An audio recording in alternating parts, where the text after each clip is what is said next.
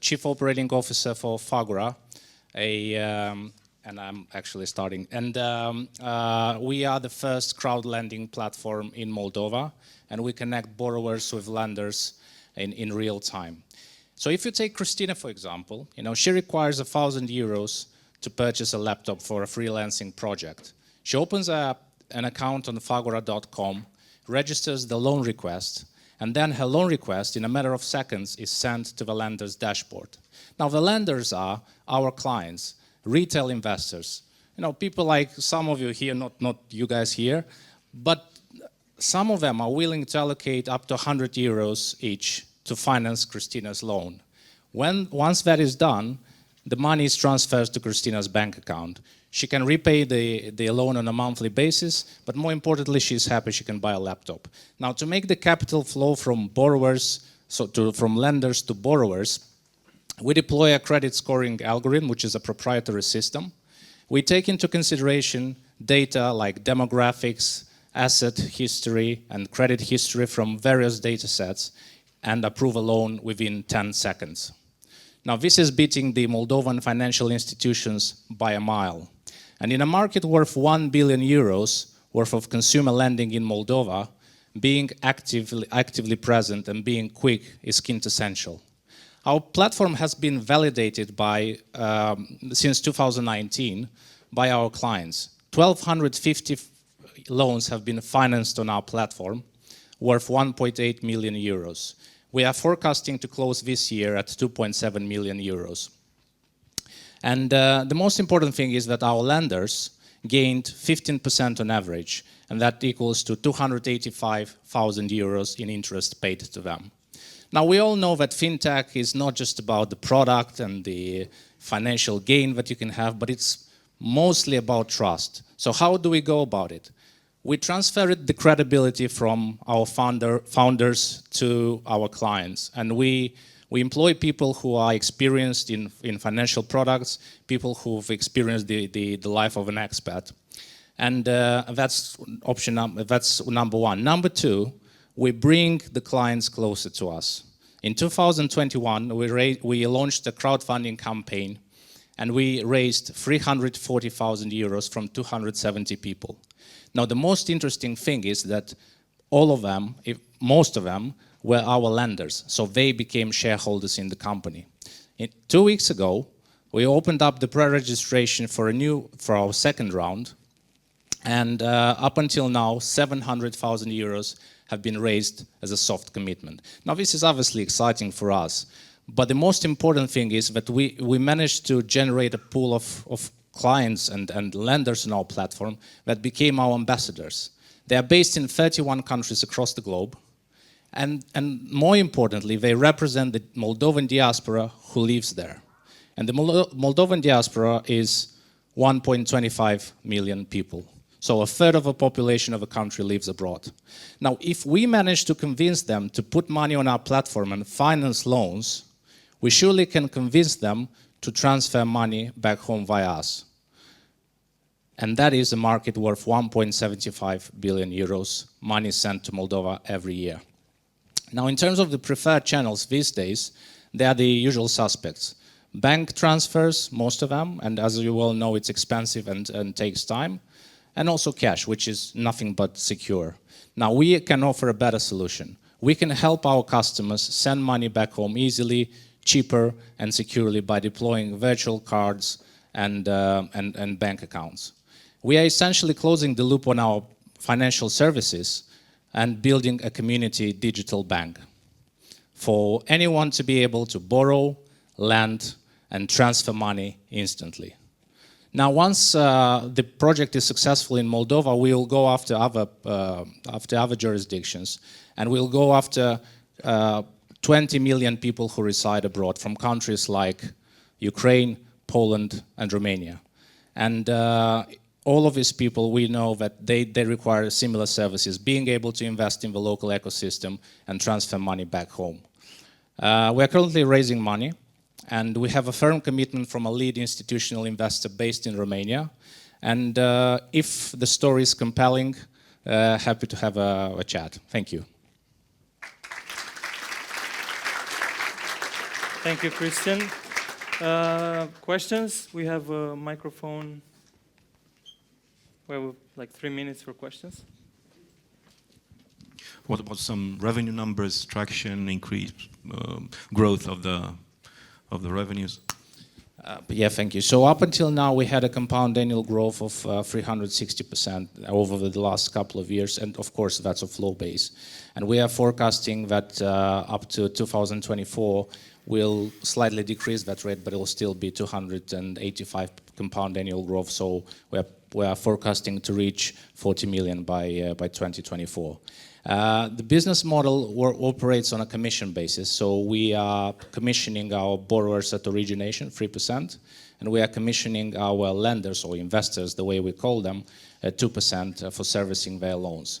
Now we introduced secondary market, that's a new stream which we haven't capitalized on yet sufficiently for me to give you answers, but that's why we also want to add additional revenues, because at this point in time, our lenders make more money than we do. But we are building a community, and that's why at this point in time it's very important. Hi, Roman from Launch Hub here. I'm wondering, what is your bottleneck? Is it the lenders or the borrowers? And how this may change with the changes of the interest rates and the economic situations? So Thank you for your question. We typically price our loans based on we competitively assess the market. And obviously we look at the interest rate, which by the way in Moldova are at 18.5%, which is enormous. But we are not as affected as the banks are, because they are obliged to go by the central bank's policy rate and then add a markup on that. We like to say that we price our loans slightly above the bank, but way below the micro lending, the micro lenders or the sharks, since we use this word today. So the interest rates affect us in terms of, if you are an investor with a broad spectrum of investments, obviously you look at things like interest rates. Our investors typically are people who hold money in their deposits. We are giving them an opportunity to start investing in loans, which is a risky alternative investment, but they don't know as much as you would know as a financial, specialist in how the interest rates affects the capital markets and the bond markets and everything else, and venture capital and deposits, yeah, and deposits. One last question. Can I? Razvan here from Startup Wise, guys. Thank you for the presentation. What certificates and licenses do you need to operate in Europe if you go, and how does that affect your scalability? Actually, that's a very well-timed question, because today the Romanian... You're welcome. Thank you. Today the Romanian Parliament approved the crowdfunding regulation 2 years later, since it was sort of published firsthand. And we've already applied to the local Romanian authority for a crowdfunding regulation. So once we get it, depending on how quickly they move, then we can operate in 27 European countries without requiring it to passport. Now in Moldova we operate as a lender, and there is a process to also implement a crowdfunding regulation. We are in discussions with EBRD to see if they can help us speed up things, but we're still kind of like, the tempo is slower. So it's a very regulated market, as you probably know. Fintech is becoming more so. Thank you. Thank you. Thank you so much, Christian. Big hand for Fagura. Thank you. No demo? Okay, if there's no time, I'll make no demo. There's actually no time. No worries. Thank you very much. Thank you. Yeah, thank you. But you can get in touch with Christian now or in the break, and he can give you the demo, of course. So our next startup. There are a lot of people worldwide for whom going to the doctor is physically impossible. Our next startup is building the only app that provides a full medical journey from the comfort of your own home. I would like to welcome on stage Ovidiu Tuduruță, partner Beezers.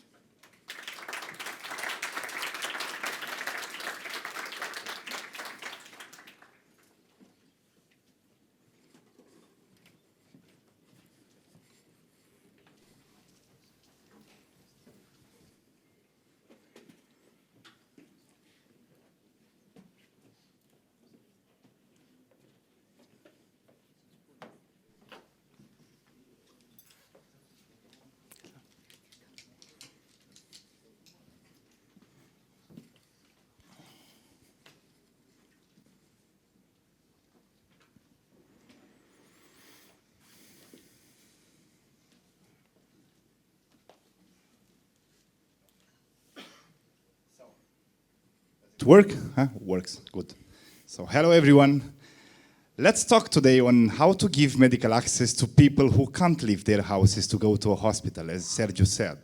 And there are many of them. And today we're going to refer to over 80 million of Europeans who can't leave their houses to go to a hospital. And this is because either they are old, either they are disabled, either they face different medical problems reducing their mobility. These people should receive medical assistance at home or from home. But let me tell you a little bit more about how a home care patient looks like and what's their medical access today. So, a person in need of a medical infusion for once is not a typical home care patient. Home care patients, typically, they mostly are people with long-term illnesses, and they need permanent or frequent medical assistance at home.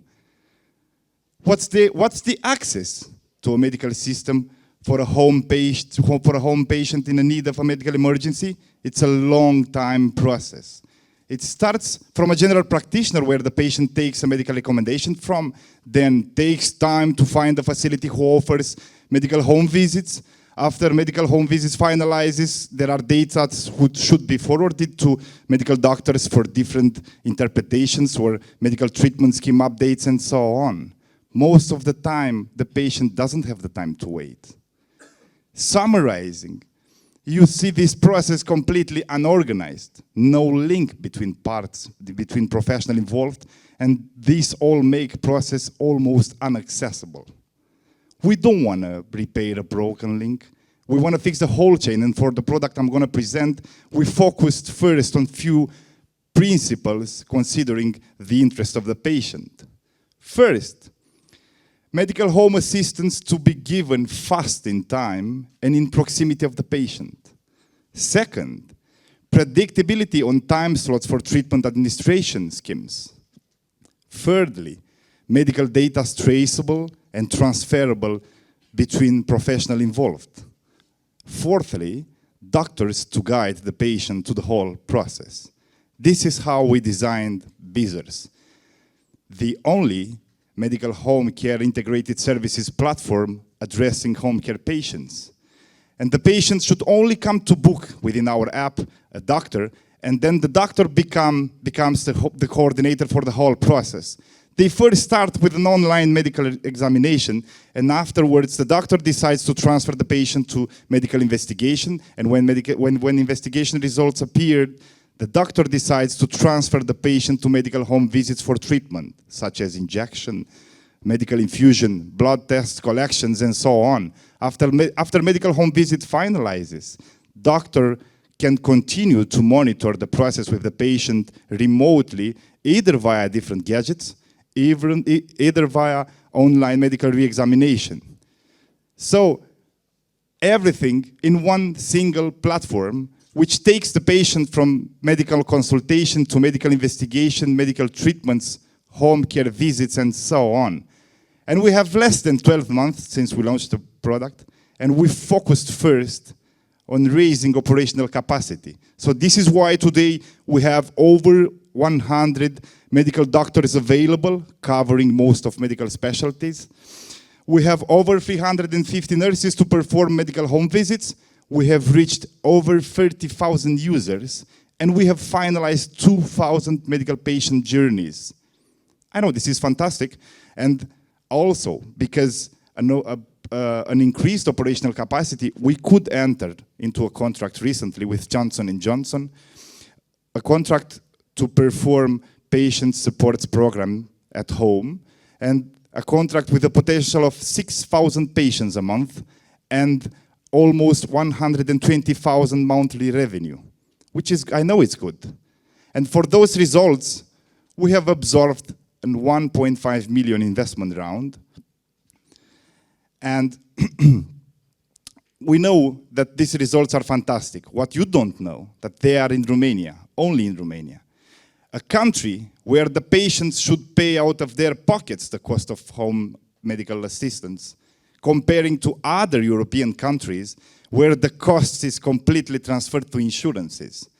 And this could make our mission much, much easier. So this is, I'm here today to team up with you to scale. Because the access to medical system for home care patients, it's a problem which can be solved with money. And as long a problem can be solved with money, then it shouldn't be a problem at all. By the end, an word which helps me to motivate coordinating this product, a healthy person has 1,000 problems. Ill people, they have only one, which is health. Thank you.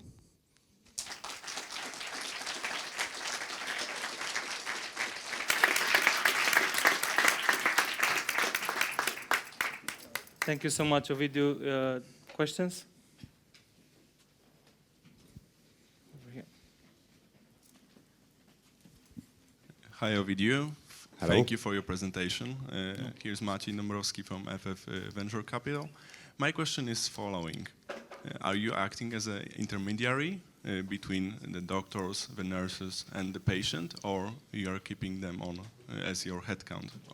No, we're not reseller of medical services. We have a marketplace. Legally, we're a tech company, but we onboard medical home care providers.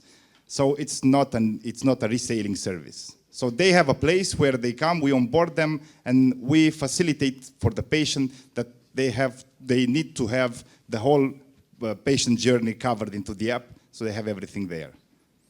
Was it clear? Did I answer for you? Yes, thank you. Okay. Not a question, rather a comment. One of our investments in the US is called Home Care, and it's one of the large providers of home care services over there. So if you need some, maybe a contact or exchange some notes with them, I can help. Where from? Where from? Which country? Oh. Better tell me your names in your company you Oh, come sorry. from, because I can't This see is- your badge. yeah, It's yeah. long distance. Well, I don't have one, so I don't have one, so you wouldn't see it anyway. It's Marius Gena, and the fund is Catalyst Romania. So our fund is a regional Southeast European fund, but again, together with 3TS Capital, we also invest in companies more to the west, and including the US. So home care in the US is one of those investments, doing some similar, let's say, business with a large marketplace for home care providers. Let me give you a challenge, Marius. Think about that Italy, especially Italy, would be the first market we have to enter on. Why? After Romania entered into European Union, hundreds of thousands of Romania moved to Italy and they specialized on home care. So that we have there a huge pool of resources to onboard Romanian-speaking people. The famous Badante. Yes, yes. Yeah, that's obviously one of the good ideas for international expansion. Good luck. Thank you. One more question. Hey, Razvan from Startup Wise guys once again here. I'm struggling to find where do you see your IP and USP, unique selling point, in your solution? Well, it's my first speech. I don't have the words. I don't know the acronyms. Okay. I've never pitched in front of investors. The one we did it with a glass of wine. It was simple. Here is formally, so I don't have the words. Don't worry, Sorry. you did very well, very brave. Thank you so much once again. IP meaning intellectual property, and USP, what's your unique selling point that you're bringing forward with your solution? So we have our solution was developed internally. We just have a little bit outsourced the process, but everything it's legally matched in a way to have all intellectual properties. And the second, I don't know how to answer, sorry. Okay, no worries. Thank you. We have time for one more question.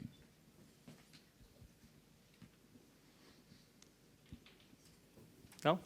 Going once, twice? All right, thank you very much. Ovidiu. Thank you.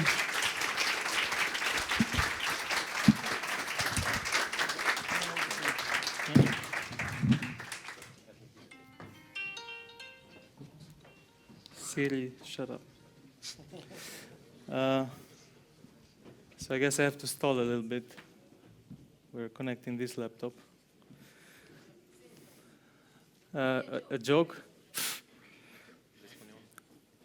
Two investors going to a bar. No, I don't know investors. Yeah. Anyone know investor jokes? No? There's no joking with investors, man.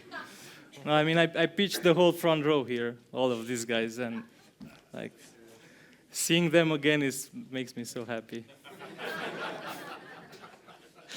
Yeah, it's great to see you guys. Thanks for the term sheets. Yeah, no, it's very good to see you.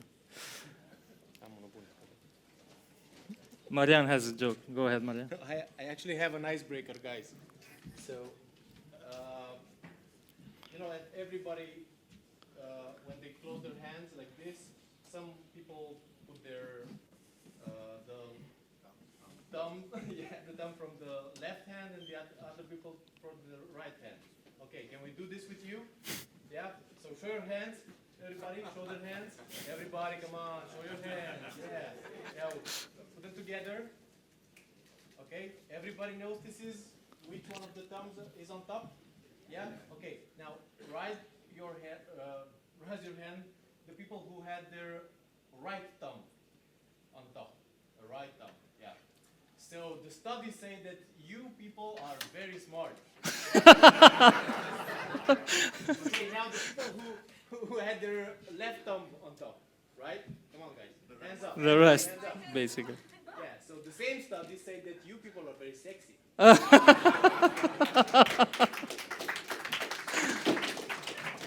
All right, so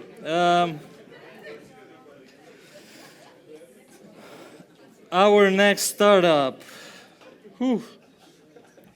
I know if I'm sexy or smart right now. So our next startup is creating technology for trading and investment infrastructure to automate and grow portfolios in the new era of finance. So I feel like something with cryptos coming. It might be crypto winter, but we'll see.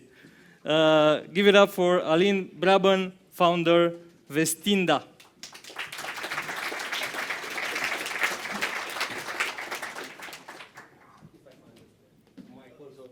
Let's put the slide on. Yeah. Oh, scusa. Great. Yeah. So hi everyone. I got chills waiting here. Or maybe it's just the crypto winter. Because like in the past 6 months, more than $2 trillion got wiped out from the crypto market cap.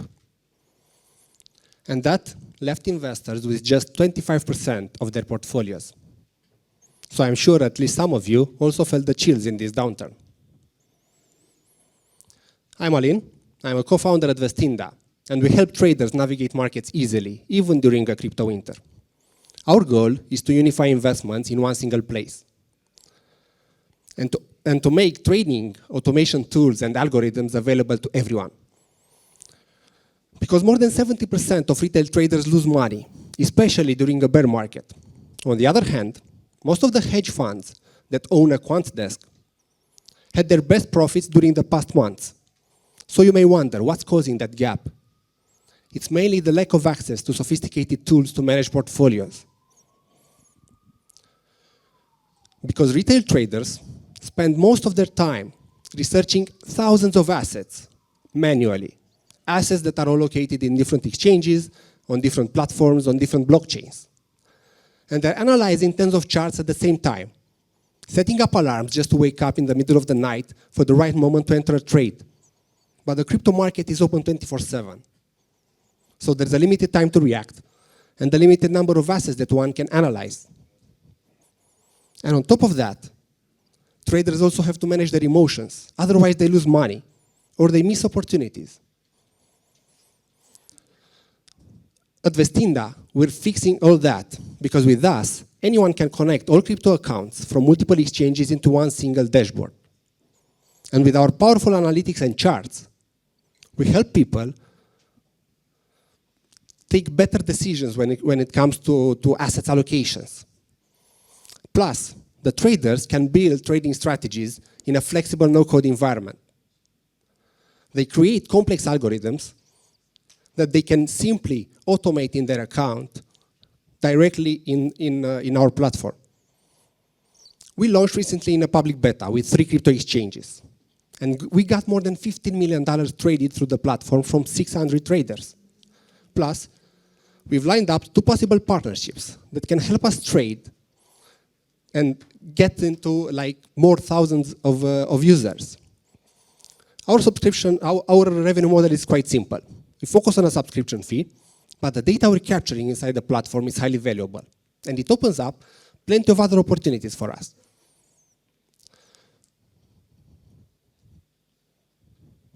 The market is huge over there. We're starting with the 300 million users that are already in the crypto space, and we aim to reach $1 million in ARR in 24 months after our first investment round.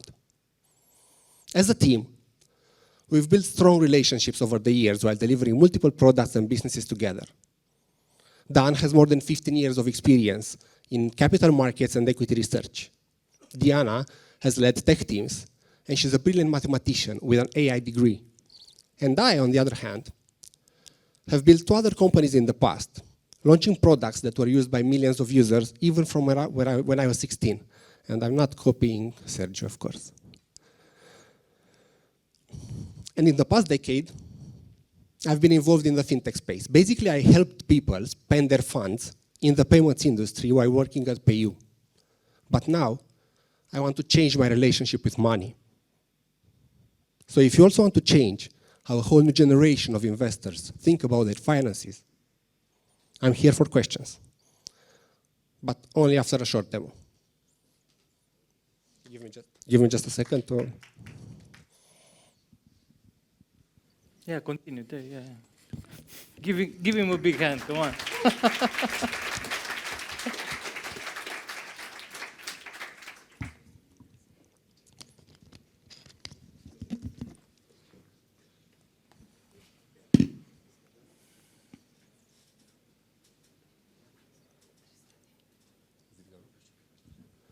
Hello. Oh, great.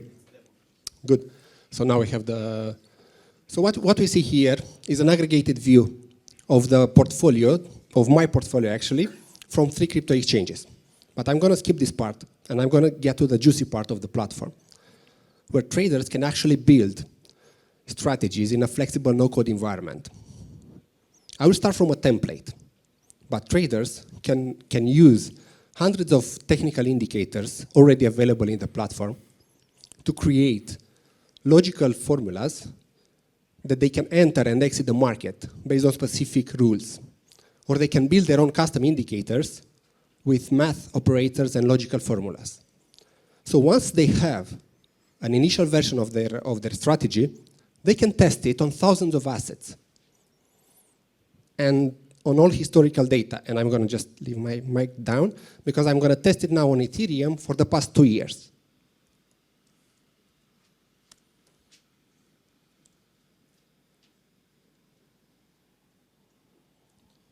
In just a few seconds, the results will come in. The backtesting engine is quite powerful. So what the traders can see is all of their trades in the simulated period of the algorithm.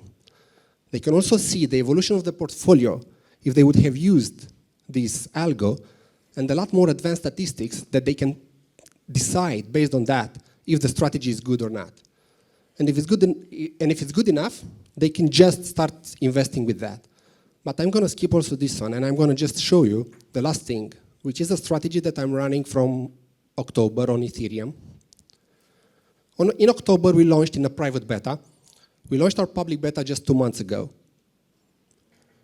So since October 5th until now, this strategy gave me like almost 9% in profit. And in the same time, the Ethereum market lost almost 70% since October 5th until today. So basically, this is what traders worldwide can do with our platform in just a few minutes, all automated. Thank you.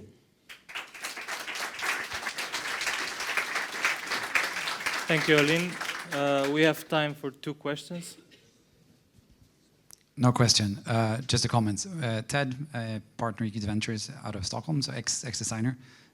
Looks great. I love how sort of easy to use you made it. Obviously, there are other places to play around with strategies and stuff like that, but I haven't seen anything that is this nicely packaged. Thanks a lot. It means a lot. Awesome. Hi, Alin. Razvan from What's Startup Wise, guys. Good seeing you again. Nice Improved to meet you. pitch. Amazing. Thanks a lot. Simple. Why do you do what you do? This question is quite good. I wasn't expecting it, but to be honest, one, to enjoy the journey, two, to have fun, three, to help people reach their potential. So if we're gonna go on the dreamy version, it's helping people out of the societies reach their potential by allowing them to have their first basics of the pyramids covered with investing, and after that, just be able to give back what they actually have inside them without thinking of the tomorrow day. That's the dreamy part. Maybe one last question, Carl. Hello, Aline. Carol from Hi. Novo here. As I think, Sergio, you're not so sharky, more like dolphins. So, very simple questions. Aline, I'm just wondering, how have you acquired this 600 traders? What was your growth hack right now, and what will be your growth hack within the next 12 months? Did you find it? Thanks for the question. We're in the middle of finding that. We're testing two, let's say, two growth engines. One is with students or training students, like professors that are having courses with their students, and we want to tap into those professors, have partnerships with them, together to get the students using the platform, first for automation and second for learning. And another growth engine, which is not really growth in that sense, we're also testing discussions with enterprises and hedge funds to build custom indicators and custom strategies for them. We already have a few discussions in that direction. Thank you very much. Big hand for Vestinda. Aline, Thank you. Good luck. Our next startup is a global platform that connects people that want to rent boats with boat owners and charter companies. So I thought, wow, it's like Airbnb for boats. Why didn't I think of that? But I let Adrian Gradinaru, founder and CEO of Silo, tell you more. Big hand. Thank you. Hi, everyone. So my name is Adrian Gradinaru. I'm the CEO and co-founder of Silo. And like mentioned earlier, Silo is a global marketplace that connects people that want to rent boats with boat owners and charter companies. So a little bit about the boat rental market. So one word is massive. $5 billion in the US, $22 billion worldwide. Interestingly, growing at 8% per year, and it's been growing like that for a while. At the same time, it's a highly inefficient market. So less than 5% of all rentals are done online. So why is it so inefficient? The main reason is that incredibly fragmented market. So if you're a renter who's looking to rent a boat, you find that process, if you've ever gone through it, like I have, quite frustrating. It's usually time consuming, you have very little price transparency, and it's mostly offline. And if you're a boat owner, your main problem is that you have an asset that's really expensive to own and maintain, especially when the average utilization is only 5% per year. So usually, if you walk around and you see marinas, they're usually full of boats, and the reason for that is their utilization is very low. So just to give you an idea of the opportunity here, unused capacity, it's about $2 trillion a year on these boats that go unused every year. So what's Salo's solution? We basically, being boat rentals online, we automate the rental process and we make it easy and secure. We give you complete peace of mind with verified boats, verified captains, secure transactions, fraud protection, and a whole bunch of other features that make that process simple and fast. Our business model is very simple. Boat owners set their own prices, and we charge a 22% fee per transaction. And what is it that we're selling? So we started out with about 20 boats in New York and Miami. That was in around 2015. And it took a while to actually build up that initial supply, but currently we have over 29,000 boats all over the world. And that supply is increasing to 40,000 by the end of this year. In terms of sales, In spite of COVID, we were actually had very good years during the COVID lockdowns.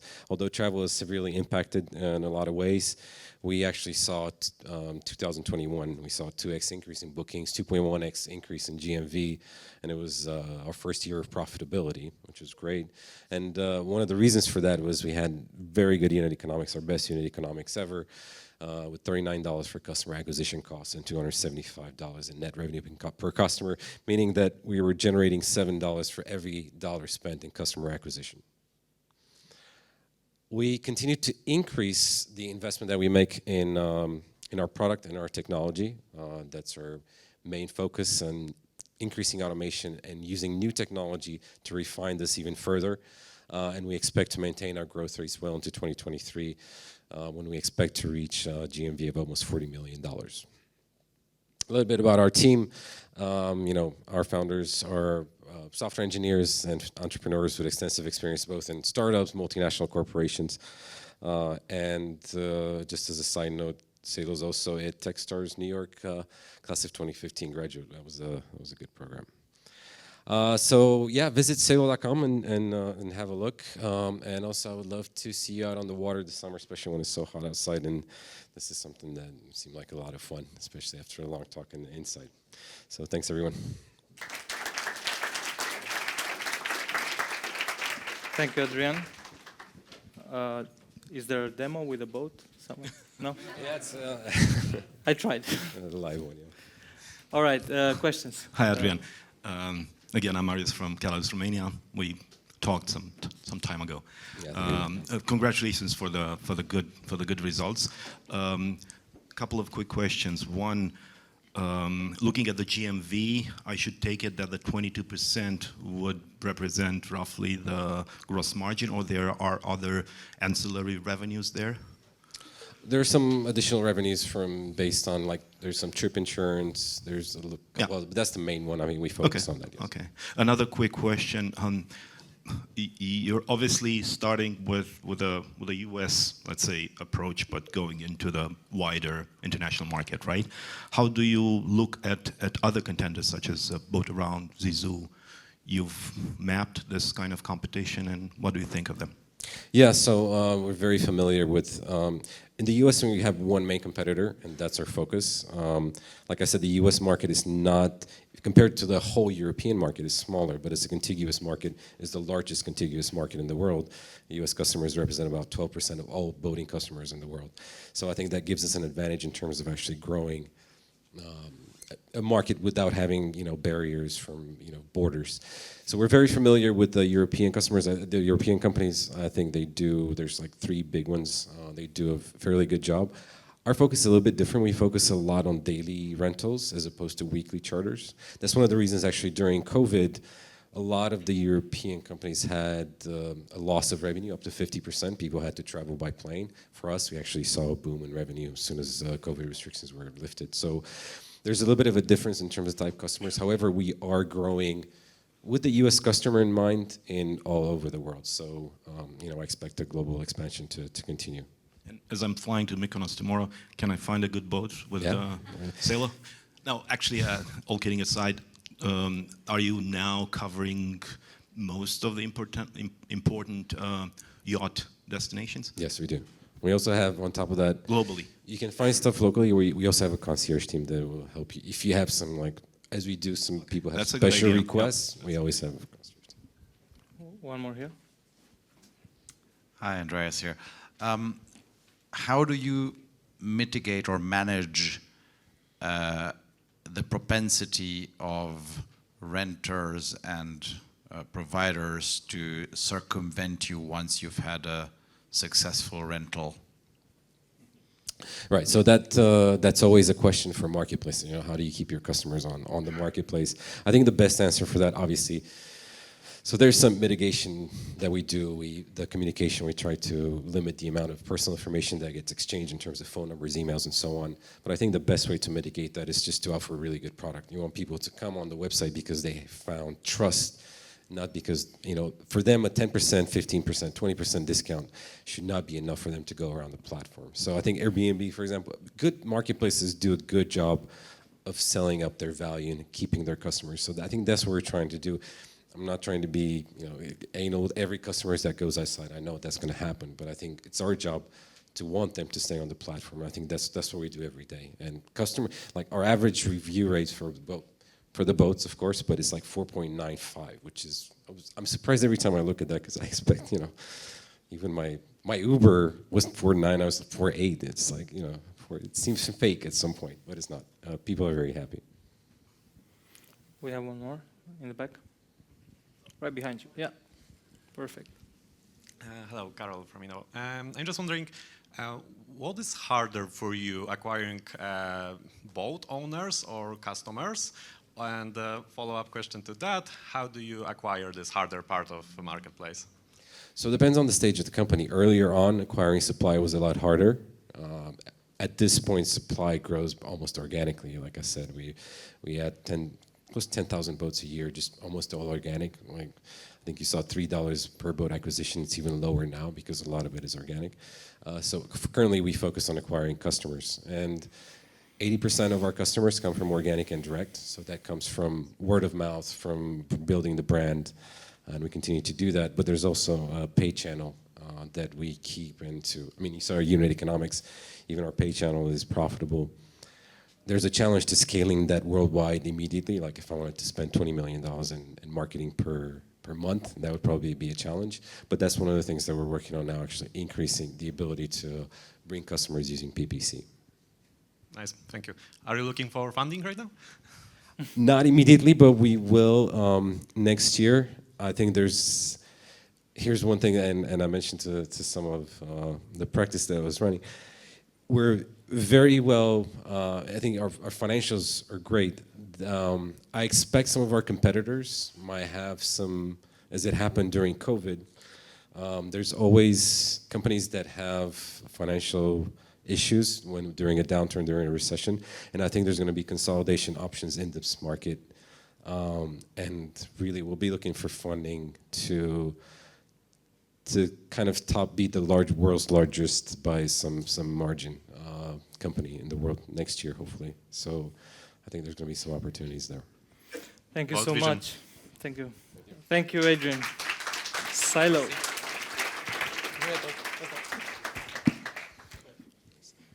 So we're going to the next startup. Our next startup offers banks an ultra-fast method to pre-approve loans for SMEs. And I'm super curious how you guys actually do that. Please welcome Cătălin Rus, Chief Operating Officer at PrimeDash.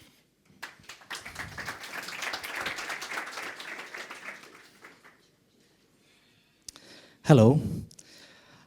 My name is Cătălin Rus, and it's my pleasure today to present you PrimeDash. We at PrimeDash help banks become 90% more efficient every time they analyze a loan application from a company. Every time a company needs a loan from the bank puts that company to the first filter, which is called the financial risk assessment. That process takes in banking around 90 minutes to analyze the financial data of the company. Well, we can do it in 60 seconds. But why is this important? Because a bank employee takes around 3 hours to do a complete loan application for a company and can deliver around 2 loans a day and an average of 45 loans assessments a month. Well, let's take an example of a company, of a mid-sized bank, that they have to analyze around 6,000 loans application every year. Because they don't use PrimeDash technology, they are spending 1,000 days every year more. Well, it's easy to do a small math to see the value of PrimeDash technology. But how we do that? First, we develop a tool, an AI-driven tool called Decision Maker that helps SMEs understand and control their financial. We have to date up to 1,400 SMEs users, and the numbers is growing constantly. Then, let me go into the journey. We target SMEs between 1 million and 40 million euro turnover that use one of the top 8 most popular cloud accounting software like QuickBooks, Xero, Sage. There are over 60 million SMEs using only those systems. Then the magic starts to happen. Prime Dash triggers the data, analyze it, and transforming financial ratios that any financial institution need in order to analyze a loan. Then, with our technology, we connect that data and pre-qualify the data with financial institutions. But there is more. Now the company can look in the market for the best financial product by connecting simultaneous with multiple banks. We do that by basically we provide an AI-driven tool, an AI financial advisor that was tested and validated by Mazars and Grant Thornton for over 2 years. We can deploy our technology in days, always keeping the same bank-level infrastructure and scalability thanks to our partnership with Microsoft. Well, let's talk about numbers. Since 2020, mid-2020, when we launched the SaaS product, we have over 1,400 SMEs with a growth rate of 3x from year to year in users. Then we have a 90% retention from all the subscriptions, monthly and annual subscription from the paying customers. Also, we have 3 commercial agreements with financial institutions on different lines. And since we are constantly looking to grow, we have at least 10 in pipelines. And since we are in the new program of Visa Innovation, this process is really accelerated at this moment. Our business model relies on 3 streams. First, we take a piece of the interest rate of each loan that Prime Dash analyzes and send to the bank. Then we want to sell APIs for financial institutions in order to build their own financial product. And also, we take subscriptions from all SMEs that wants to use the full suite of the solution. We are looking for a 1.5 million investment, and we have a 400K commitment till now. The money will be used mostly to go in the UK market, and also 50% of the budget will be focused on sales and marketing. We want to reach a Series A in the next 36 months and around 100K users. We are 3 co-founders, Madu Sila, Cosmin Ghiță, and Cătălin Rus. Together we have over 15 years experience in finance, technology, and business development. So if you want to join now the next billion-dollar company and you share the same vision with our partners like Microsoft and Visa, now is the moment to get in touch. Thank you very much.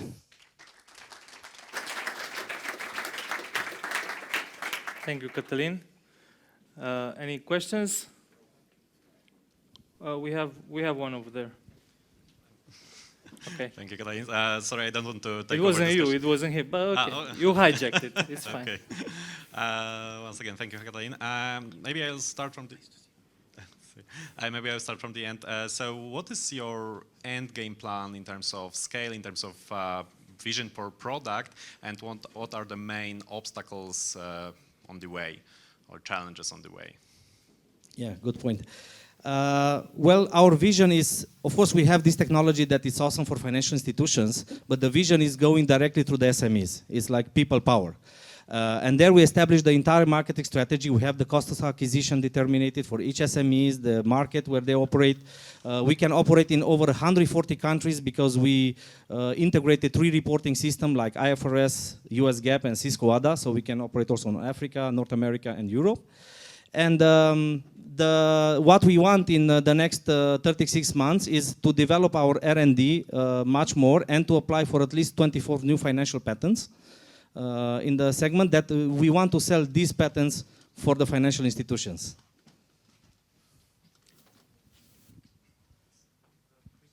You have a demo? I have a demo, If yes. you have a demo, do it now, because otherwise I'll forget to ask you and No, we'll put finish the only with the so- questions. Okay. Hi, Roman from Launchhub. So just to frame it and get an idea about the size of the business currently. So how many paying customers are there at that moment? Since 2020, July, when we launched the product, we have 1,400 accounts till now, and around 20% paying customers from those systems, from those users. Meaning they upgrade. We have a free subscription, which is very useful because people, SMEs, connect the data, and we really sweet spot the solution on the companies between 1 million and 5 million turnover. And then we let them to use the full application by making an upgrade on the subscription.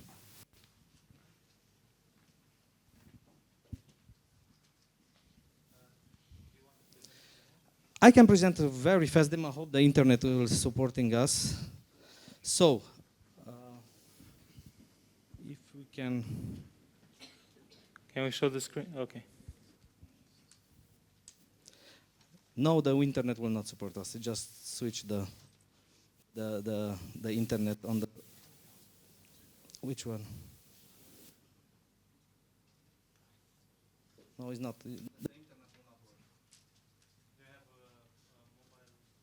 Yeah. No, we use only desk application till now. We will launch the mobile application. No. This. Connect to your mobile hotspot. Ah, okay. I thought about mobile application. Let me connect, but we all have this problem today with the Wi-Fi. yeah, the actual Wi-Fi is not working from here. So what I will demo, I will not demo the full application because it's quite long. It's a demo that we do to the banks and SMEs with around 30 minutes. But I will demo basically the data triggering on two types of connection. First, we target on the Eastern and Central Eastern European because they don't have APIs in the cloud accounting softwares. The banks have this problem because they need to analyze the financial statements manually. And I think even here there are banks in the room, they can confirm this. They all do manual process. So let's take an example of a company. I create a company called Extraction. And this company, I need to upload the data very fast. Okay. So it will take me to the process of uploading the data. So I will choose how do I need to analyze and upload the data. I will do the starting period, process. And when I'm said that I can do it in 60 seconds, we basically kind of lied because we can do it in less than 10 seconds to trigger all that data that right now in banking is done manually. And I'll show you also proof. Yes, now they extracted all the financial from the statement that the company had to provide in order to apply for a loan. And this is the document. Now they start to run all the analytics. We have over 100 financial ratios in the system. And this is the document that the company is providing and is taken line by financial institution. It has 10 pages, this one, but they require 3 or 6 financial statements, which we call the trial balance sheets. And this is a problem also in Romania, Bulgaria, Greece, wherever where you are. The modus operandi is the same. So, yeah. The other one is connecting to the APIs when we have integrated QuickBooks, and it's important because you do not only integrate a solution, but you need to be validated by that platform. So by QuickBooks integration, you can access instantly all the financial years of that company.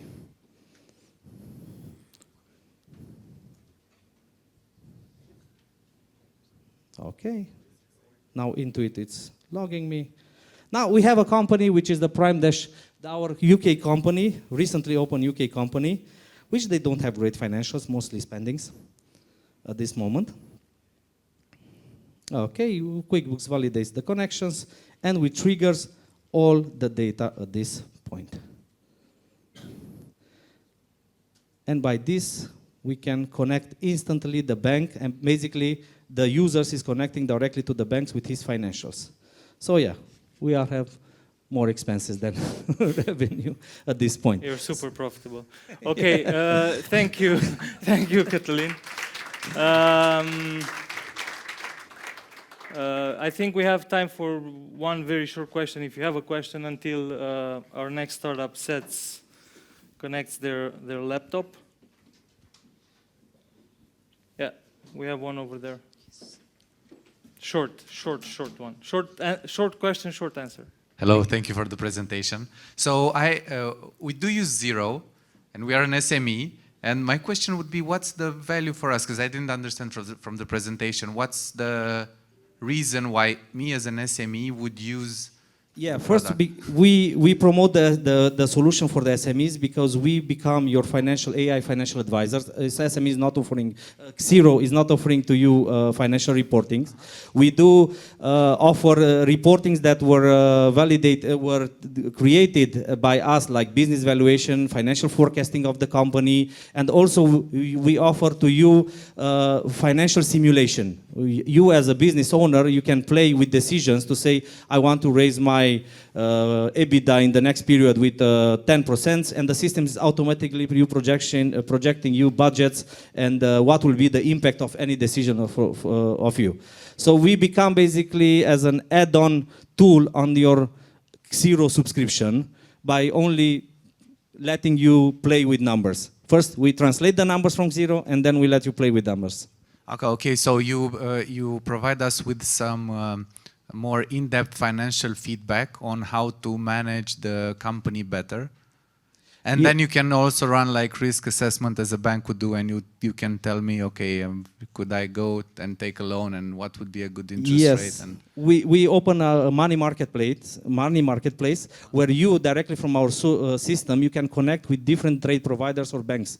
Finance traders and financial institutions to apply instantly to multiple, to get pre-qualified for different financial products, which you don't need to send separate emails or documents to any bank. Okay, I got it now. Thank you very much. Thank you. Thanks. Thank you very much. Thank you. Are we ready? Yeah. Still setting it up.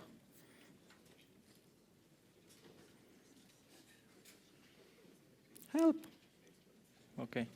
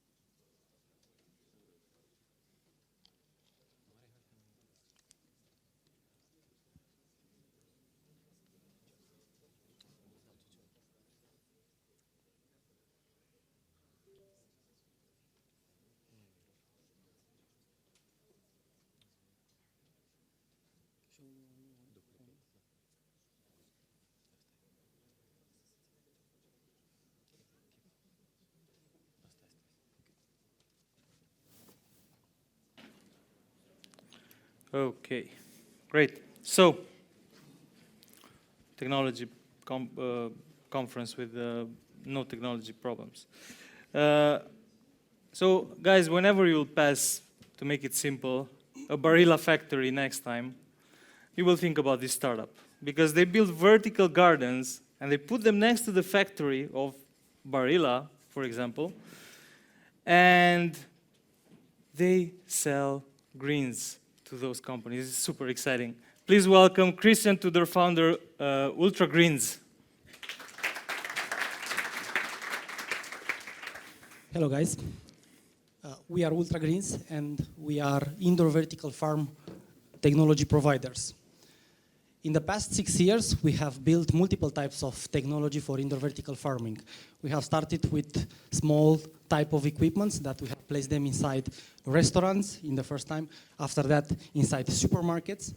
And in this moment, we are building completely automated, large-scale equipments that we place them inside large warehouses up to thousands of square meters. There are a lot of companies in the world from this industry that they are speaking about how indoor vertical farming industry, it will save the world from hunger. I think this is quite not possible at this moment. Right now, we are focusing on the supply chain of big companies from the processing industry of fresh food, convenience fresh food. The problem is that they don't have the quantity and the quality of the products that they are using day by day. they don't have access because of the problem that traditional agriculture is facing, combined with all the rapid climate changes that are happening in the world. Taking some examples like Barilla, Linea Verde, Iceberg in Romania, or even Bonduel, they don't have any predictability regarding the prices, the quality, the quantity, and not even the proximity. So there are moments in the year when they are looking about their products and they are bringing them from a lot of miles away, and this is only if they found the products. So what we are basically doing, we bring our technology into their warehouses or in some facilities near their factories. We build with our own investment, we operate the technology, and we provide the products. We sell and we produce in a predictable way and also without pesticides. And this is what we are calling like hijacking the supply chain. At this moment, we are building the biggest indoor vertical farm in Europe, the biggest monoblock indoor vertical farm in Europe. It will serve the needs for Iceberg in Romania. We will sell up to 100 tons of greens per year, rucola and spinach. Iceberg in Romania is the first customer that agreed to have a co-branded product with Ultra Greens as a label of quality. We have also contract with Kaufland in Romania and also in Bulgaria. In Romania, we have built also for them a small facility of production that would be operational in 3 weeks from now. Because we didn't have too much cash to burn, we had to find fresh ways in order to resolve our problems regarding the humidity control, the fertigation system, or even the manufacturing of the LEDs. So this was the main focus for us in order to cut down the cost. So that's why today we are building our equipments with 320 euro per square meter compared to the industry standard, which is almost 2,000. We are a cash flow positive company. We have at least 30% gross margin with 150,000 euro per month revenue. That will go up to 300,000 per euro at the end of the year with those two projects that I was talking about earlier. We also have a contract, actually a request from Czech Republic, from the biggest player of convenience, fresh food, packed food in that market over there. So in order to start this project, we need another 2.5 million euro. So this is why I'm here. Thank you so much. Thank you very much, Christian. Questions? Yeah. We have one hidden here. Congrats on the business. How profitable is it, and how fast do you think you can scale the business in numbers? This is the beauty of this business. Right now, we can have up to 35% EBITDA, but we can go up to 50%. And the scalability regarding the way that we are building the technology can be really fast because we can deploy multiple locations at the same time. I was wondering about the scalability in terms of finances. How much money can you make? How much money can we make?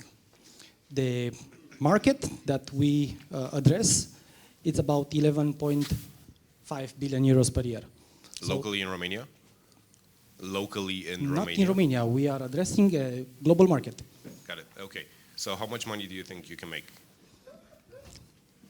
No, honestly, I mean, next year, right? Everything goes well. Can you make 5 million euros? Well, in next year, we can go up to 15 million euros, only with 4 major customers that we are already speaking.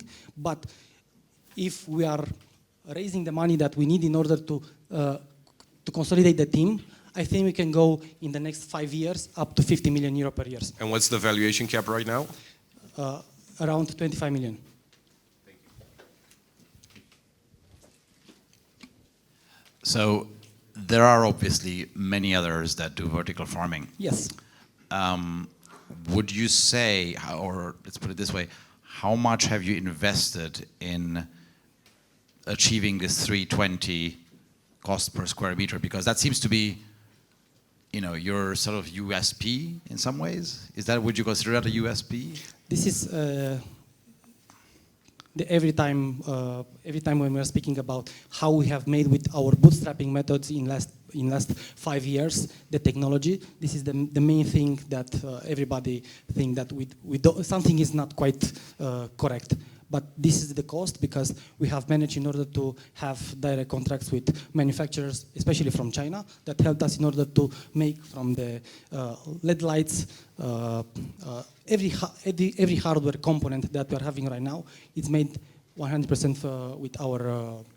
So there has been a significant investment into the design and the architecture of these plants. Is that fair to say? Only if you're speaking about R&D, we have managed to spend almost 300,000 euros only for this in the past three years. That's not a lot, though. Yep.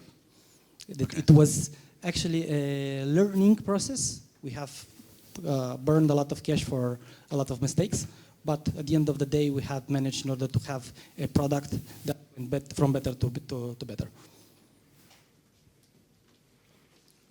Anyone else? One more? Last question. Dan from Early Game Ventures. Do you want to address also the B2C market? I mean, small farmers, something like this? No, not now, but we are open to every possibility that comes in the future. Right now, we are focused only on large-scale consumers like Barilla, Iceberg, Linea Verde, and all these kind of large-scale producers. Actually, they are consumers, which they have a real problem at in this moment because of the supply chain they have.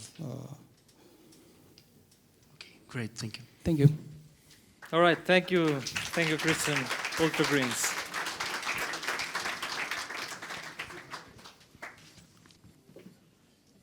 So, our next startup is a platform, and we only have two more. This one and another one. Actually, three. I was just checking to see if you were not sleeping. So our next startup is a platform where wellness experts create digital programs for sustainable and healthy living. Please welcome Michael Feldham, founder and CEO, One-to-One Tribe. Thank you.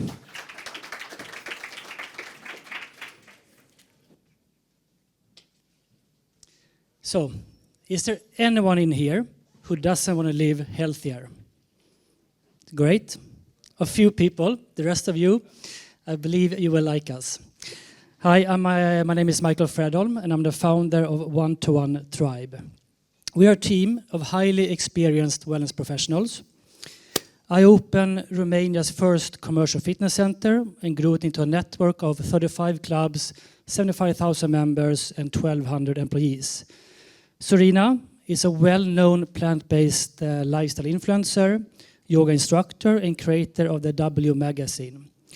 And Darren Olin, he is the host of the Emmy Award #1 Netflix show Down to Earth, and is also the author of the New York Times best-selling book Superlife. So we have set out to disrupt the $25 billion market of the well-being industry.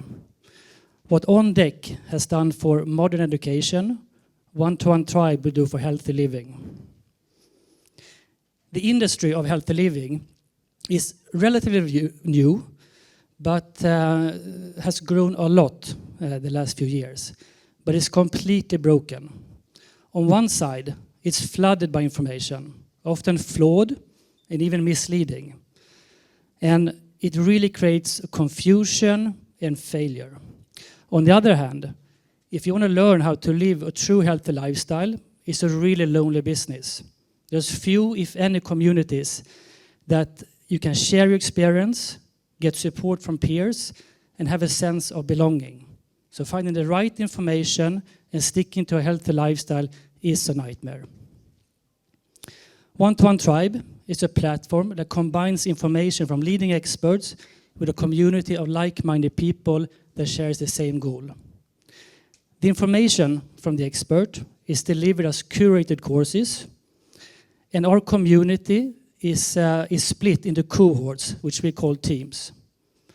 So the key success factor here is that each course is led by an expert and is followed by a small group of highly engaged people that support and help each other. Our experts have a large audience that they bring on the platform, so the network effect is huge. So members of One-to-One Tribe have access to all the courses on the platform, and individual experts have access to the combined audience. So for each expert we bring on the platform, the growth amplifies, and ultimately a very nice network effect is created. The content comes directly from the expert. So their knowledge is transformed into an online program that people follows in our mobile app. As an example, Darren's book, Super Life, is now a One-to-One Tribe course. 21 days of education in the form of video and audio. We have challenges, exercises, a meal plan, and a workout plan. And the user feedback has blown our mind. The most common feedback we're receiving is that this has been a life-changing experience. And the numbers back this up. 89% get the results they expected. 91% want to do another program. And 94% want to subscribe for more content, and we currently have an NPS score of 87. And on top of that, we have generated 200,000 in revenue, and that is without any paid marketing. So our vision is to become the leading community for healthy living globally. And we're recruiting the top experts in the industry. Right now, we know that people consume, engage, and pay for the content under our concept. But adding more content is not the only thing we need to do. Up until now, we really have Flintstone the user experience. So we have the One-to-One Tribe app, but we're also using Telegram for communication, and we're also forming all the teams from our community manually. And on top of that, currently we operate under a pay-per-program revenue model. So in order to become a fast-growing, highly scalable technology platforms, we will automate our course management. We will integrate all the features that we currently use into one platform, and we will initiate a subscription model. So I will show you a short demo. So if you join One-to-One Tribe course, you'll be hooked up with a team of like-minded people, and together as a team, you will follow the program, and these are some of the things that you will experience. Can you play with sound?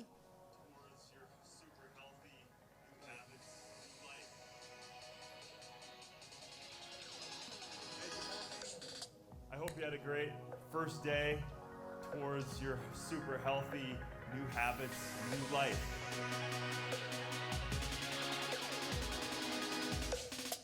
Hey, how good was that smoothie? That protein kick, spirulina smoothie.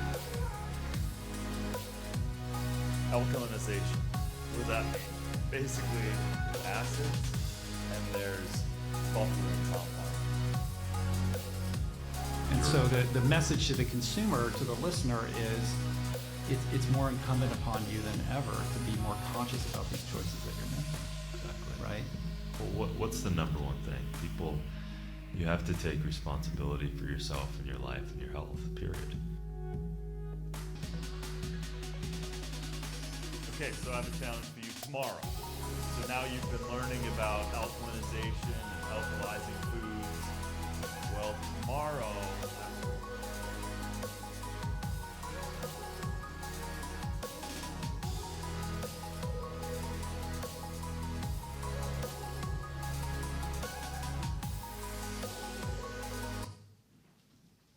So I hope you will join One-to-One Tribe, because I can guarantee you it will change your life. And thank you, and thanks for your time.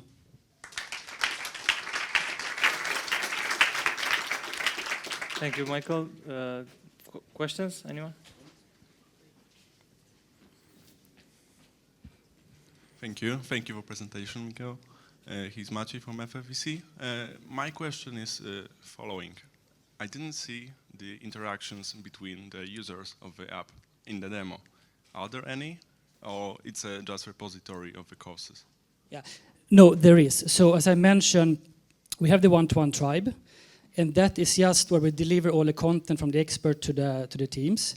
Then we're using telegrams. So we are grouping. So if we have about 250 people in the camps, we group them into teams. We assign each of the teams a Telegram group. So this is what I mean that we're Flintstone in the experience. They love their Telegram experience, but obviously in order to scale, we need to bring in that into our platform, and that's why we're raising money. One short question. Why Telegram? Why don't you build it? To be honest, it's a funny story, or funny. We used WhatsApp before. Then we had one camp with Darren, and he was really against Facebook.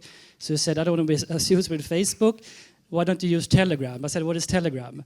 Then we tried Telegram, and it was just amazing because Telegram met all the features that we needed. So there people meet up on live cooking with their teams, they're talking, they do polls and everything. So it was by luck. Okay, thank you.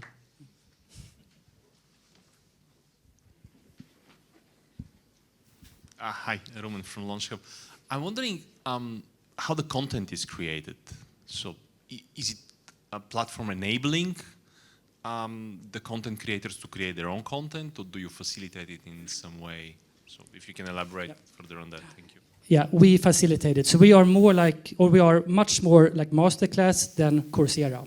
So what we're doing is that first we're vetting the expert. We really take the top expert. Then we take their knowledge and we create a storyline from this knowledge. In Darren's case, we took the books, was quite easy. But if the expert doesn't have a book, we need to pump them out from their knowledge and philosophy. We create a storyline. It's kind of like a movie storyline. Then we are producing all the content, and that is meal pictures, videos, workouts, you name it. So it is a production, but we're not looking at having 10,000 programs, but rather like Masterclass, go for fewer high-level experts and very, very engaging and well-produced content. Got it. Thank you. Okay. Thank you for the presentation. Razvan from Wise Guys here. What's your acquisition cost per expert? Per expert. So we are operating under a pure revenue share model. So right now, we're just in the beginning, we are playing with 50-50 as a revenue share. So acquisition cost is actually, I would say, 0. I'm playing with the idea that down the line, we would, because I think it's beneficial for us, we would pay them an upfront fee for could be 25,000-50,000, depending on the caliber of the expert, and we reduce the revenue share. Why I'm thinking about that is that exactly the same strategy as Masterclass has been doing. Okay, and what's your burn rate, let's say monthly or quarterly, if you're doing all this production? Yeah, right now our monthly burn rate, so if we exclude the production, which just comes as a one-time investment, the burn rate is almost nothing. It's like 2,000 euros per month. But to produce a program, it depends on where the expert is, how long the program is, etc. But Darren's program costed $12,000 to produce. But in our business model, I'm putting between $25,000 to $40,000 for one program. Okay, thank you. And yeah, last one. You mentioned that you have 200K in revenues. How do you divide that? Since when? We launched 20 months ago. In the beginning, we were only selling individual programs. So if you buy a program, you buy it in the App Store, and you follow it by yourself. Then 10 months ago, we launched Camps, which is the same program, but you do it as a community with Telegram groups. And there we significantly raised the price. We sell the Superlife Camp for $299.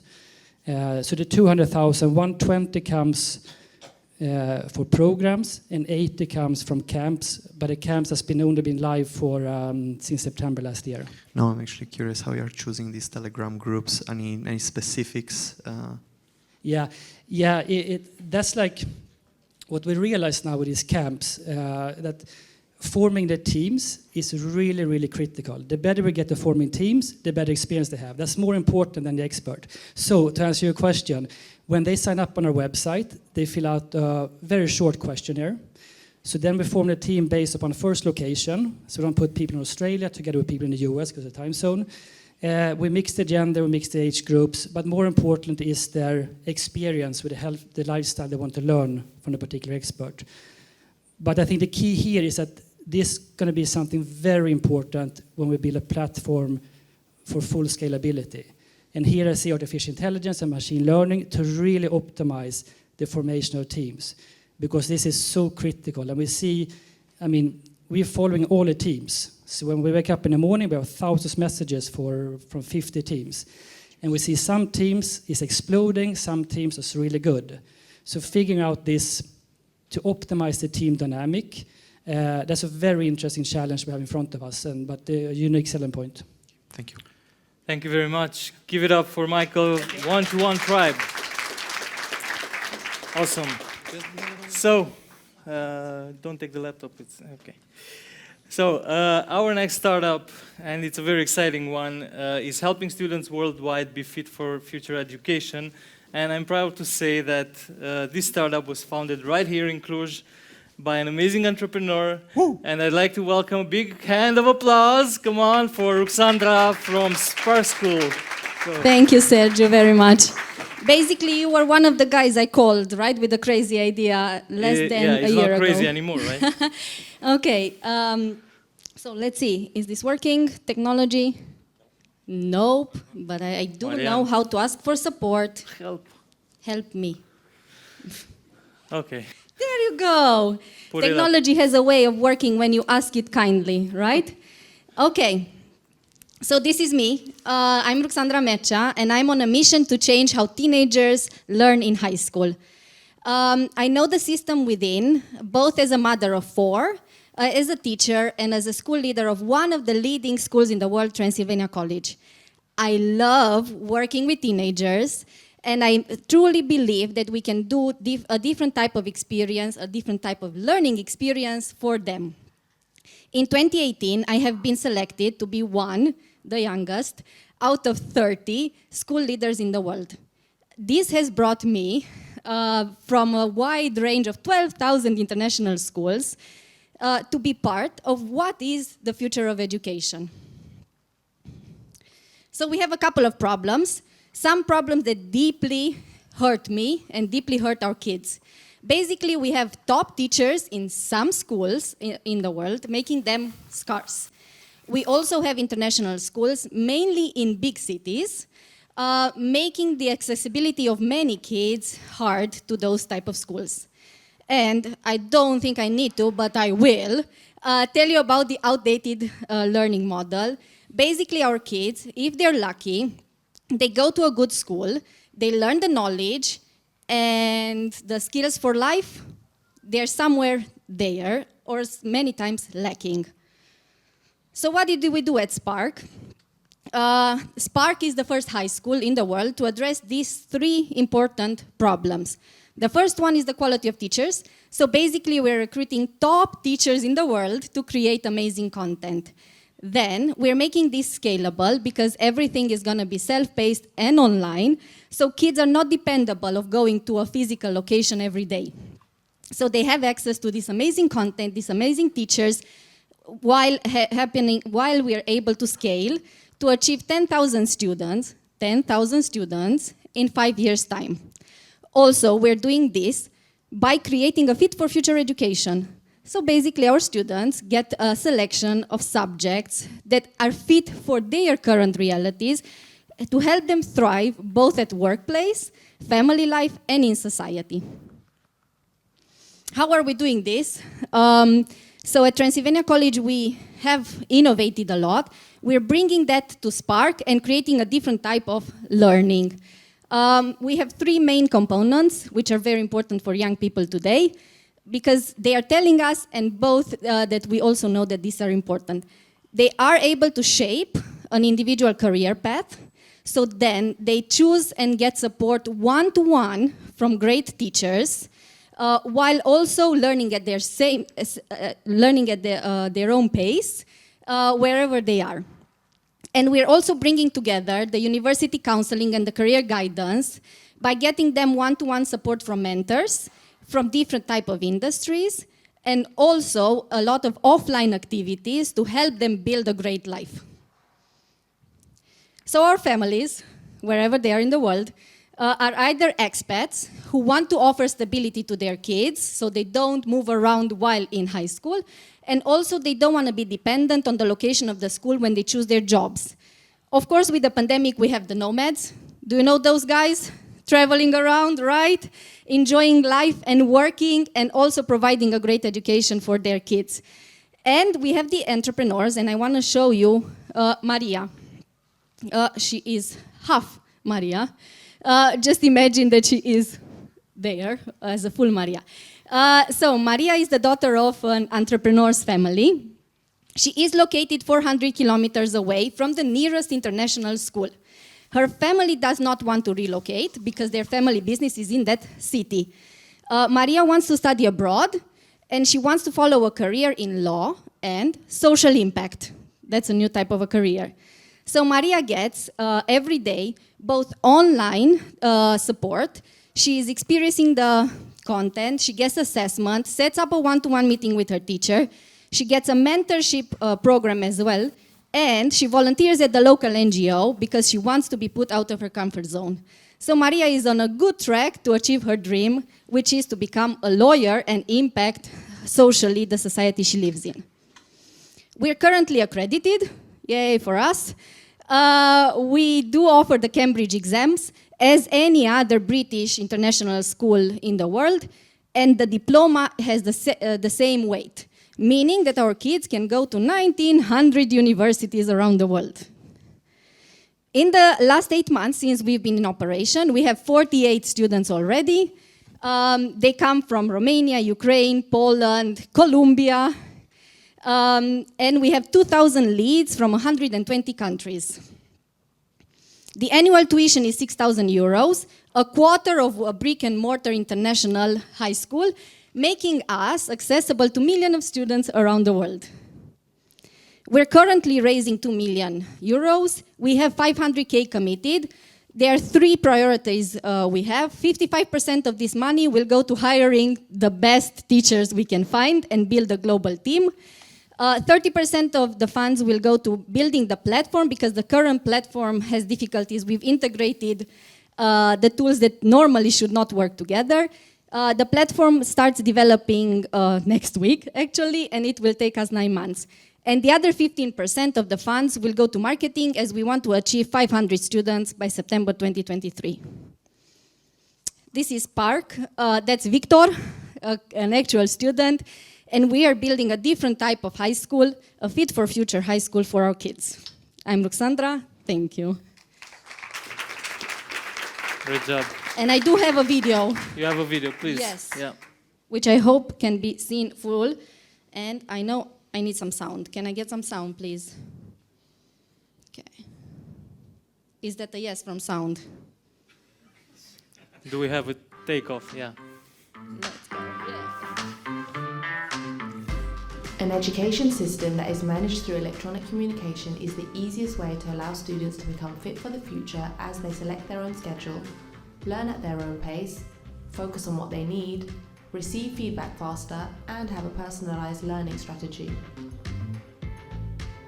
More than this, the flexibility we offer allows students to follow their passions, follow their families where they may move, or go on holiday without having disruptions of their studies.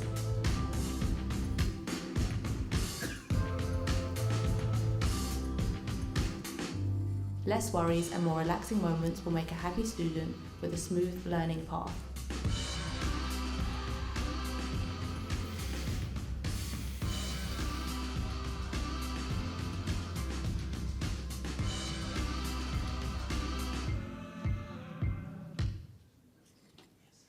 Okay, it worked. Awesome. Yay, thank you very much. Okay, ready for questions. Questions? Yeah. Hi, Roxandra, Roman from Launchcube. I have a question. Maybe the time changed, but I get the point about Maria studying by herself. But how do you motivate Vlad and Dan, and they're 16 teenagers, to study by themselves? Thank you very much. Oh, Boogie said not to thank anyone for a question. Thank you for that one. So basically, I'll need a one-to-one tribe after this practice because I've been so stressed about pitching today. So to answer your question, they are motivated because they're choosing the topics that matter to them in the careers they want to specialize in, and they're not wasting any other time studying subjects that are pointless. So they get the intrinsic motivation, most of them, because they're following a passion that they have. times are different then. Yeah, they are very different, and basically you will be surprised. Actually, we have 50% boys. Sorry, very quick follow-up question. Congratulations on what you're doing, but the students that you're having now, this is their first and only school, or is supplementary to the other school they have? Yeah, so we've got both options. Full-time students, so it's their only school. They're not going to another school, or we have the option of part-time, they're going to another school. So we've got But both. from the 45 students that you have, so what are they like? So the 48 we have, the 48 we have 40 of them are full-time and 8% part-time. And in September we're going to 150 already, and 100 of them will be full-time. Thank you. Thanks. It's okay. We are being practical here. Good one. Thank you for your pitch. My next question comes from scalability, because I'm just wondering how big you can be within the next 5 years, because as I understand, you have to teach your teachers how to teach. So I'm just wondering how big you can be within the 10,000 students, 10,000 students in 5 years. Yeah. Why not more? Why not more? Thank you very much. Maybe more. Okay, Razvan here from Wise Guys. Thank you so much. I love your passion and energy.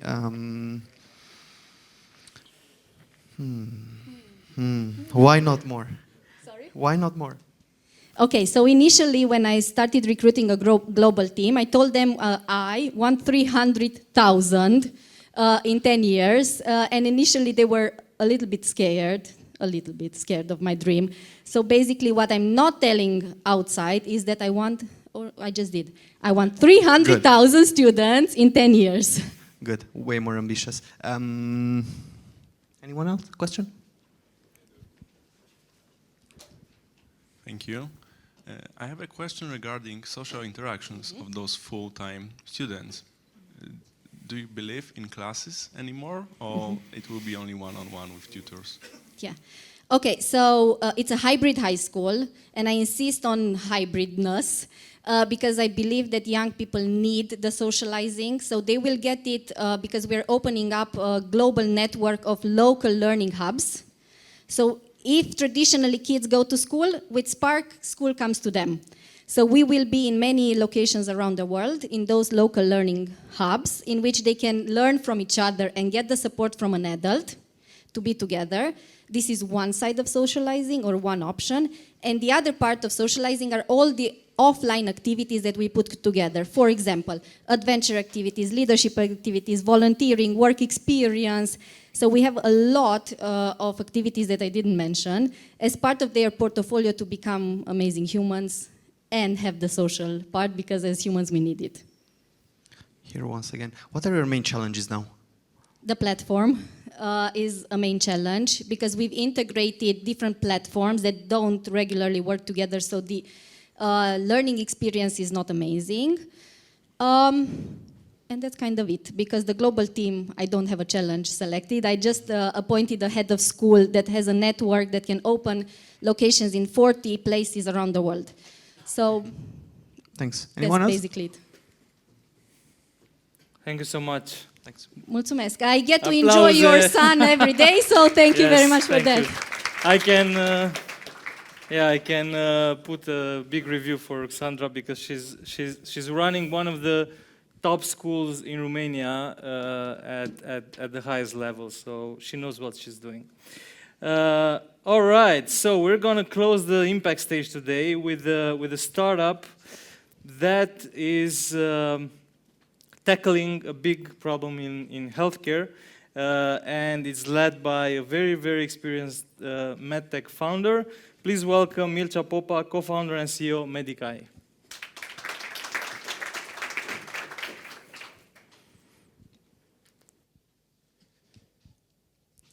It's 2022, so to this day, a cancer patient that needs to get an MRI scan goes into a $1 million machine and walks out with that, a CD.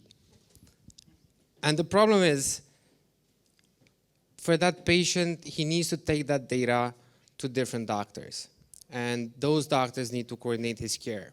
So today we're still expecting a patient with a growing tumor inside of him to take that CD, put it in his pocket, and then go visit a number of doctors multiple times a year, right?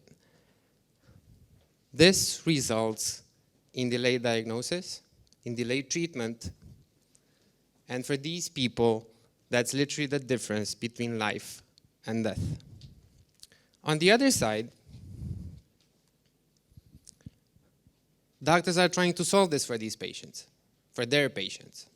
And they're using a number of solutions. In truth, what we found, they're using mostly WeTransfer plus WhatsApp to tackle this. So someone said something about Facebook, I think. This is neither secure, neither compliant, and it can't work with medical data. So when we started looking at this about 3 years ago, we thought, you know, if we as a startup would try to solve this, would try to collaborate like these doctors need to do, we'd basically take the documents or the data, put it in the cloud on a Google Doc-like solution, and we just share it within the team.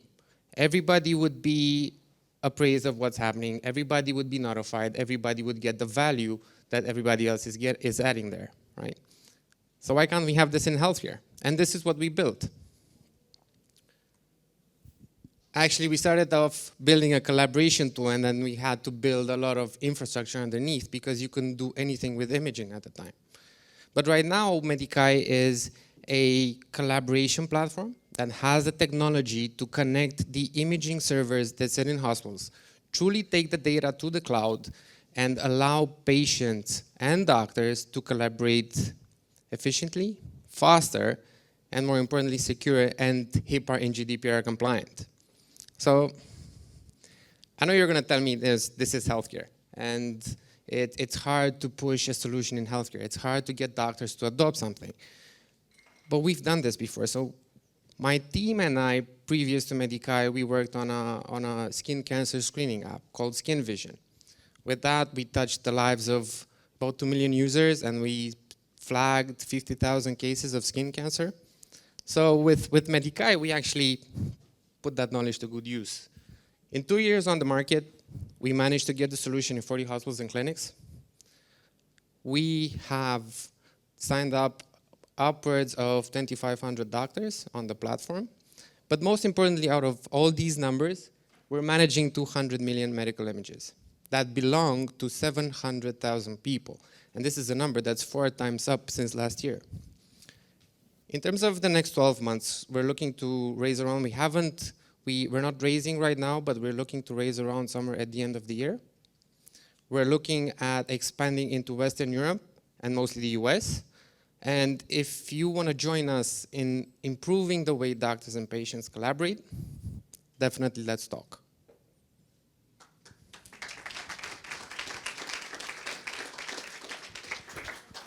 Thank you, Mitch. I have a demo, but I'm almost afraid to actually, so I'm not sure about the internet, but we can do a demo, see what happens.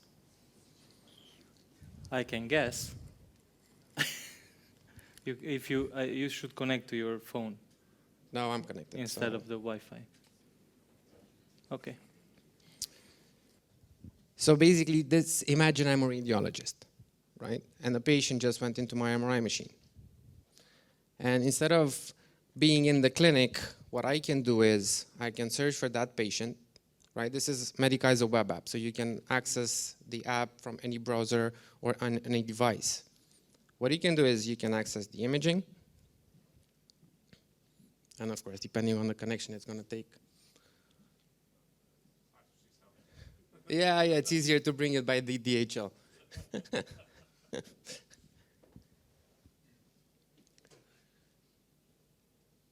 Yeah, so we're looking at someone's knee. So instead of using the other tools like WeTransfer, or you don't have to download we've done this so that we wanted to give the radiologist or the other doctors a simple experience. Just click on it and view the images, which is not something that's happening with DICOM images usually. Now, if I want to share this, so I'm a radiologist, and then I've interpreted this, and I want to talk to the surgeon, say, okay, I have this case, and I need an opinion, right? Or maybe I need to make a referral.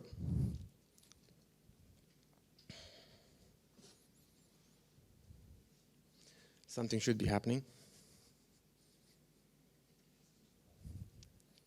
Every time I need to do a demo.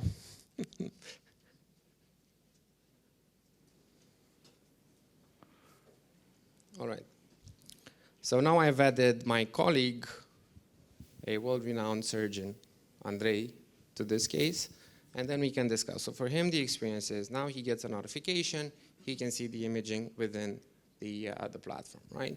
If I need to add documents, if I need to add anything else, I can simply do it by just accessing documents out of my laptop, or someone else can add them if they have access to the case, right? This is all secure, HIPAA and GDPR compliant. Let's see if the chat works.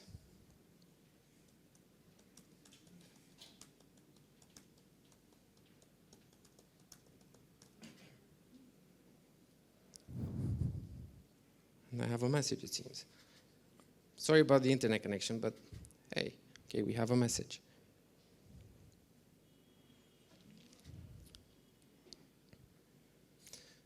Which of course doesn't load, but.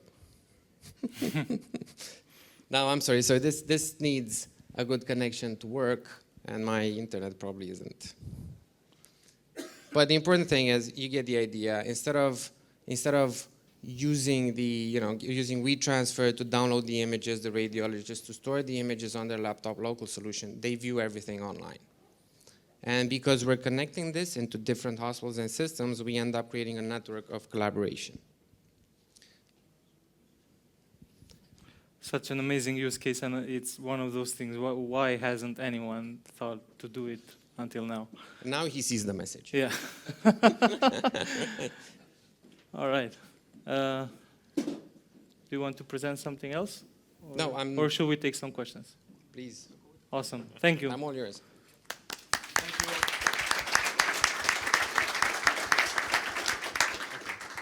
So if you think that this is bad in a technology conference, you have to see the systems that tech VCs are using. Okay. A question here is, are there other systems like this, and how are you competing on the market? So what's the advantage compared to other players? Yeah, so we don't compete with what the doctor already has in the hospital. So we don't want to be that solution that the radiologist uses to check the subtle things in an MRI, right? We want to be the solution that the radiologist uses to talk to the surgeon, to the oncologist, to the doctor that does the radiation therapy, and we want to be the solution where they coordinate this care. And in terms of what we see on the market, we see messaging apps, but none of them have the ability of transferring imaging around or even operate with this type of data. And we transfer WhatsApp and Google Drive. I guess those are our biggest competitors. Formidable competitors, okay, thank you. Yeah, well, they are.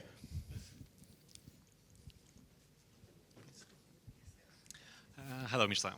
Great to see you once again. Mirza, I'm just wondering, and please correct me if I'm wrong. As I understood, you are currently mainly in Romania and in our region, yeah? Yeah, we started in Romania. Most of our usage is in Romania, hospitals and clinics, where we've now just started a pharma-sponsored project that's gonna take us to about 5 countries. Mm-hmm. Okay, got it. So you're looking for funding in order to expand into the US. So what limits you now from the US expansion? You need some certification or something like that? No, so the way we navigated this was we stayed away from anything that requires FDA clearance. We have already done our homework in GDPR and HIPAA. So in terms of the US, we are okay to enter the market. For us, it's just be able to sustain the longer sales cycles we see with US organizations in healthcare. So doing a pilot, we don't need a round for that, and this is what we're trying to execute by the end of the year. But then sustaining a more, permanent move to the US, then we need to raise a round. Mm-hmm. And did you have any pilots in the US so far? We've just engaged a number of organizations, so starting with this year, and now we're slowly moving. I mean, we're not slowly moving; they're slowly moving towards a pilot. So we expect in a couple of months to have a few. Completed pilots, yeah? Or started? No, started pilots. So for them to extract the most value out of our solution, we need to implement this and connect it to their existing systems, right? So that's why a pilot is a bit, the first one is probably the hardest, then the second and third will be easier and easier after that. But also this is why we need the pilot. So we know the numbers and we know what the benefits are here for clinics and hospitals that we're working with. So, for example, unnecessary referrals drop to 0 or by more than 95% for certain clinics, or accelerating the journey of patients, but nobody's going to believe us in the US if we show up with European numbers. So we need to have these numbers in the US system. Got it. Thank you. Sure. Being entrepreneurial practical, here go. Yeah, but you want to. Thanks for volunteering on this. Thank you. I would like to understand how much you considered the networking effect once you grow to the higher number of customers, because now your power finish when the insurer system ends and the other insurer is a separate entity. And do you want to interconnect them and with the private practices as well? Yeah, so we didn't just consider it, but this is how we built the platform, right? We started out by giving doctors individual accounts. So that was the first version of Medicai. We took the imaging server out of the hospital, we put it in the cloud, and then we offered it to individual doctors. And so you are going top down or bottom up, from doctors or from the hospitals? We went bottom up, but then we also started kind of enforcing this with direct sales. So what we see is we went for a freemium model for doctors. Doctors would invite other doctors because they would get the benefits of treating their patients in this multidisciplinary setting. And then doctors would see the benefit of receiving images and being able to collaborate online. And then the last mile would be when they went to their clinic saying, okay, I found this, but I need to integrate this, so I also benefit by collaborating on the images acquired in my MRI machine. So we are relying on doctors to take us to their clinics, and doctors are inviting their collaboration network. So if you're a radiologist, you make money because you get referrals in. If you get referrals, then you want to collaborate with your referrers, right? So you kind of shorten these cycles, and everybody gets a benefit out of using the platform. And then what they do once you've created a critical mass inside an organization, then they all go to the management, the CIO, or the different decision makers saying, okay, we need this. And this is kind of what we're struggling to create in different organizations, but also what we've created naturally here in Romania, because the 2,500 doctors are not all part of hospitals that we're working with. So probably we have 500 doctors part of hospitals and 2,000 doctors that have invited other doctors and brought others in. Last question. Last one. What's your current revenue from Romania based on everything? Maybe I missed it. So out of Romania, it is about 30K, everything that we've signed, because we've also won a public tender, and we're gonna connect this to the public hospitals managed by the Town Hall of Bucharest. Right? We're making this revenue out of hospitals, so we're monetizing the platform as a B2B SaaS. Clinics and hospitals are paying, but we also do pharma-sponsored projects. So pharma sometimes is interested in creating pathways for patients, and they're sponsoring the cost for different healthcare providers. Right, so these two components make up the MRR we have. It's MRR, 30K, you say? Yeah. Thanks. Sure. Cool, thank you. Big round of applause for Mircea Medicaid. Perfect. All right, so we are at the end of our event. Thank you, everybody, for being here. Before you leave, I'd like to thank some people. First of all, Endeavor Romania for hosting this great session. The startups for pulling through and giving great presentations. And of course, the Risky Business team, Bogdan, Radu, Vlad, Jennifer, for so for supporting everyone, and the investors for the nice questions, of course. Ooh, yeah. Thank you for the term sheets. Yeah. So, but I will leave the last word to Jennifer to say her closing remarks. It was great to see you all. Please, big round of applause for Jennifer. Thank you.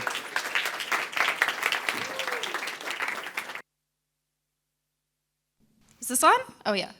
So I'll keep this short because it's been a long day and frankly, a great conference. We're so happy to be here after 2 years of doing it remotely. It's just not the same. So we're very happy you're here and thank you for joining us. Today, we wanted to take some startups that we think are doing great things and give them an opportunity to get what they're doing out there, get some feedback from investors, questions, and start to open doors. So we at Risky Business, and also Endeavor as it turns out, believe that opportunity is not a zero-sum game. When you share opportunities, you're going to end up sharing success and multiplying it. That's what today was about, and it's so appropriate that we are on the impact stage here, because I would say that these startups are not just solid businesses that have great potential, but they're also making some great impact.